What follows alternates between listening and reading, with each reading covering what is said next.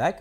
వేణుగోపాల్ గారు, ఇంతకుముందు మీరు చెప్పినట్టు వైసీపీ 11 సీట్లుగా పరిమితమైంది, గత ప్రభుత్వం బాగాలేదు అని చెప్తున్నారు. ప్రజలు తీర్పు ఇచ్చారు, ఆల్రెడీ కూటమి ప్రభుత్వానికి అవకాశం కల్పించారు. కానీ ఇప్పుడు మంత్రుల పనితీరు బాగాలేదని డైరెక్ట్గా సీఎం చంద్రబాబు నాయుడు చెప్పారంటే దాని అర్థం ఏంటి? ప్రభుత్వం వైఫల్యంగా చూడాలంటారా, లేకపోతే? అదే సార్ విజయ్ గారు, దాన్ని చెప్తున్నాను కానీ మధ్యలో అడ్డుపడుతున్నారు. ఈరోజు వైఎస్ఆర్సీపీ తెలుగుదేశం పార్టీ నాయకులు ఎమ్మెల్యేలు గాని మంత్రులు గాని విమర్శించే హక్కు, ఎందుకంటే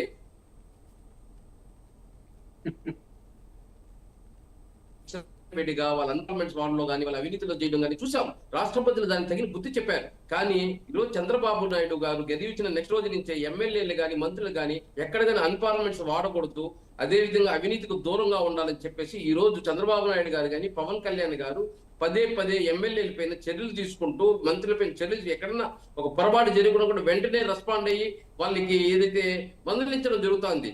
కానీ ఈ కొన్ని ఛానల్స్ ఏమంటే మంత్రివర్గ మార్పు అనేసో, లేకపోతే ఒక సీటు ఉంది నాగేంద్ర బాబుకి ఇస్తే జనసేన పార్టీకి ముగ్గురు ఒకే సామాజిక వర్గానికి సంబంధించిన వాళ్ళు అయిపోతారనో, లేదా రకరకాలుగా టీవీ ఛానల్స్ ఏదైతే వైఎస్ఆర్సీపీకి కొమ్ము కాస్తున్న టీవీ ఛానళ్ళు చూపిస్తున్నాయి. కానీ ఇక్కడెక్కడ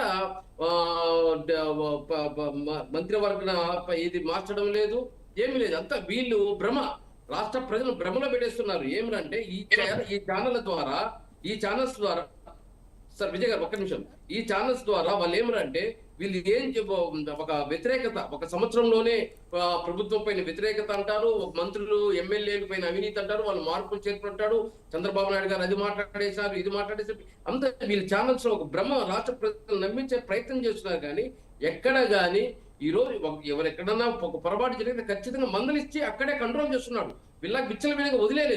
రాష్ట్ర ప్రజలు ఏదైతే ప్రతిపక్షం ఏదైనా ప్రశ్నిస్తే వీళ్ళు అన్పార్లమెంటరీ వర్డ్స్ వాడడం, ప్రతి అవినీతి ఎక్కడ దొరికిన భూములు, అదే మైన్స్ ఎక్కడ చూసినా అవినీతి, అలా జరగలేదు. కాబట్టి ఈ రోజు సాఫీగా ప్రభుత్వం పోతా ఉంది.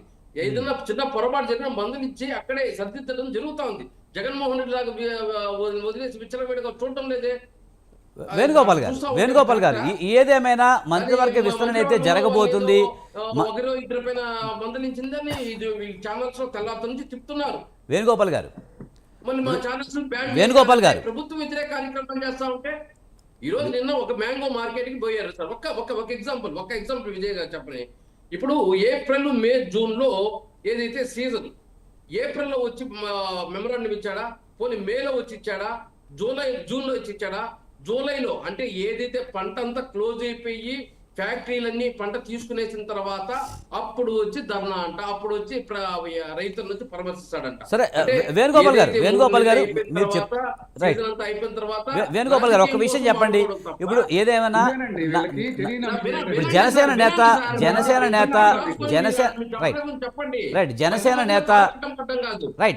వేణుగోపాల్ గారు, జనసేన నేతకి నాగబాబుకి ఇప్పుడు మంత్రి పదవి ఇవ్వబోతున్నారనే ప్రచారం అయితే జరుగుతుంది.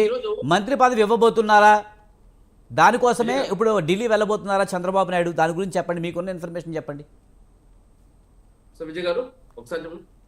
నాగబాబుకి మంత్రి పదవి ఇవ్వబోతున్నారనే ఒక ప్రచారం అయితే జరుగుతుంది. గతంలోనే ఇస్తామని ఒక హామీ ఇచ్చారు, ఇవ్వబోతున్నారు. అందుకే ఢిల్లీ వెళ్ళబోతున్నారు 14న చంద్రబాబు నాయుడు అంటున్నారు. ఇది వాస్తవం అంటారా?